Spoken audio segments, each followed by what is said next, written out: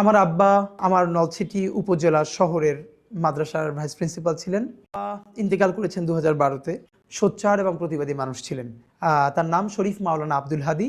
আমার উপজেলাতে যে কেউ তাকে হাদি হুজুর নামে চিনবেন আশা করি ইনশাআল্লাহ। আমার মা বেঁচে আছেন, তার জন্য দোয়া চাই। আমার মা একজন হাউসওয়াইফ। মায়ের গল্প অন্য একদিন কোনোদিন বলবো, যে মা যেহেতু এখনো আছেন।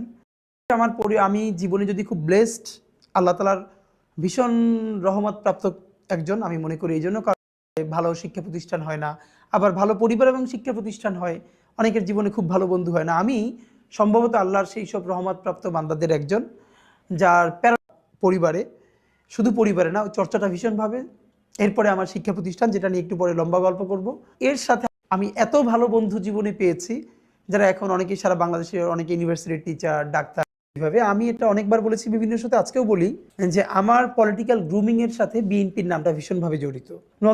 কুড়িপট্টিতে ছিল, যেটা নদী ভাঙ্গনে আমাদের বাড়িটা ভেঙে গেছে, এটা আমাদের জীবনের বড় ট্র্যাজেডি। কুড়িপট্টিতে আমাদের বাসা থেকে 1 মিনিট দূরত্বে আমাদের উপজেলা বিএনপির অফিস ছিল। করতে যেত, অফকোর্স আমিও খেলতে যেতাম। কিন্তু দেখা গেছে অন্য গল্প বা আড্ডার সময় আমি কম, যে আমি বিএনপি অফিসে গিয়ে বসে থাকতাম।